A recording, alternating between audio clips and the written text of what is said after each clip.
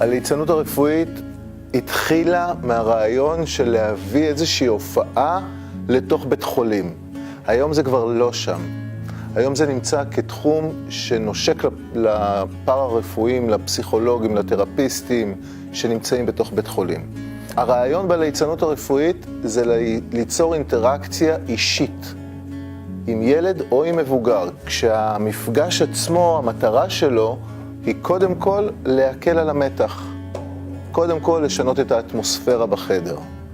עכשיו, זה כל כך מורכב לעשות כזה דבר במקום כל כך מתוח, שהיו צריכים איזושהי דמות קיצונית כדי לייצר איזשהו שינוי באטמוספירה הזאת. והדמות הקיצונית הזאת זה הליצן. זאת אומרת, לפני שזה ליצנות רפואית, זה ליצנות.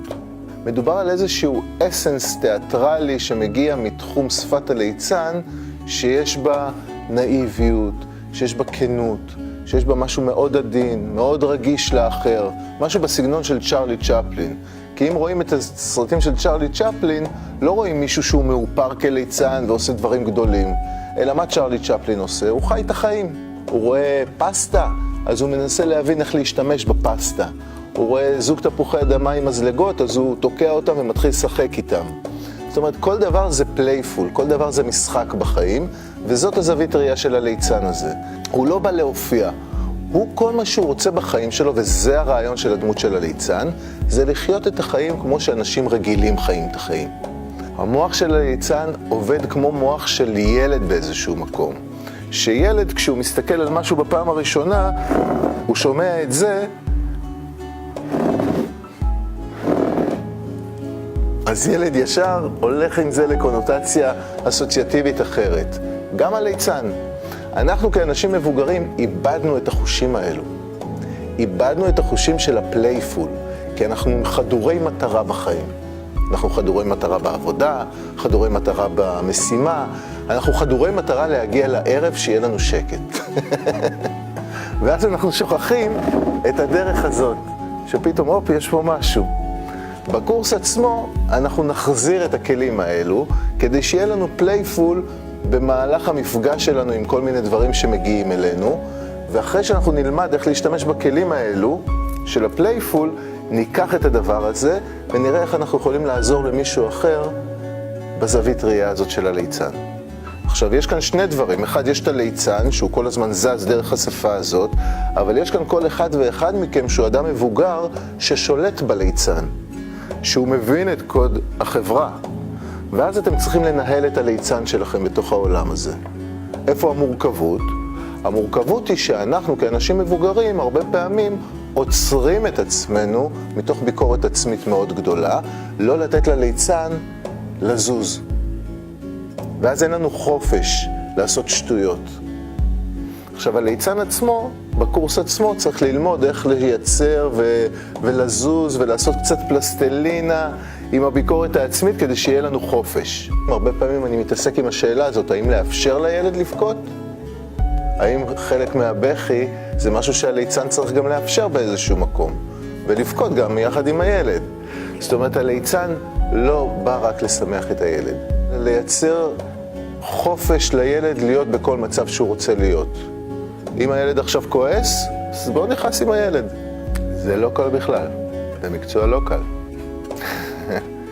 כשאני כליצן מגיע לעבוד עם ילד, אז אני עובד עם הילד הבריא שבו. אני מסתכל לו בעיניים ואני עובד עם הילד הבריא שבו, למרות כל המכשירים שיש סביבו, ולמרות מוגבלות אם יש לו, אבל אני עובד עם הילד הבריא, לא עם הילד החולה. כי כולם מדברים איתו על המחלה. אני מדבר איתו על המחלה ממקום בריא. בואנה, איזה מגניב, יש לך כזה כמו ספיידרמן. איפה עשית את זה? אפשר גם? אז זה הליצן שעושה מניפולציה וטרנספורמציה למצבים מורכבים מתוך נאיביות. הדבר הכי קשה בתוך כל הסיטואציה הזאת זה שהילד הוא נלקח ממנו העוצמה שלו, והילד מקבל את העוצמה בחזרה על ידי זה שהוא רואה אדם מבוגר שהוא פחות חכם ממנו. הוא רואה אדם מבוגר שהוא דביל. הוא רואה אדם מבוגר שהוא יכול הילד לשלוט בו. כי אם הילד יבוא יגיד לי, צא מהחדר. אז אני היחיד שיגיד לו, אוקיי, אני יוצא. עכשיו? כן, צא מהחדר. טוב, יצאתי. עכשיו? כן, צא. טוב, הלכתי, ביי. אני היחיד שאומר לו, אוקיי, מה שתגיד. רק אפשר רגע לקחת רגע כאן משהו? לא, אוקיי, סליחה. אז אני החלש מול הילד, פתאום. והילד פתאום מקבל עוצמות. כאילו יש לו מכשיר של פאוור עליי, כליצן. זה מגניב לילד, וזה אחת המטרות בעיניי הכי משמעותיות בליצנות הרפואית. האף האדום הזה, הוא נקרא המסכה הכי קטנה בעולם. וזה שיש את המסכה הזאת, הכי קטנה, זה עושה שני דברים. אחד, זה שם עליך שלט מול מי שצופה בך. יש לי שלט, אני ליצן.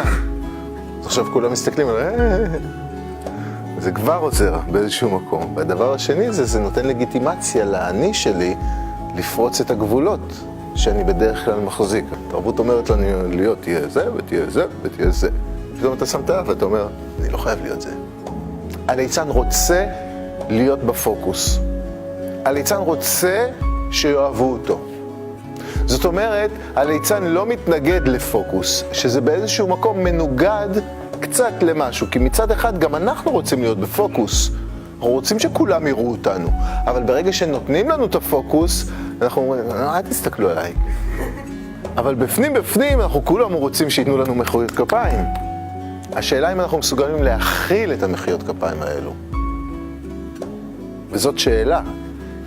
זאת סדנה שהמטרה שלה, כמו שאמרתי, למצוא בחזרה את הכלים של הנאיביות, של הפלייפול, של היצירתיות מדברים, מחפצים, למצוא כל אחד את האנרגיה הליצנית האישית שלו.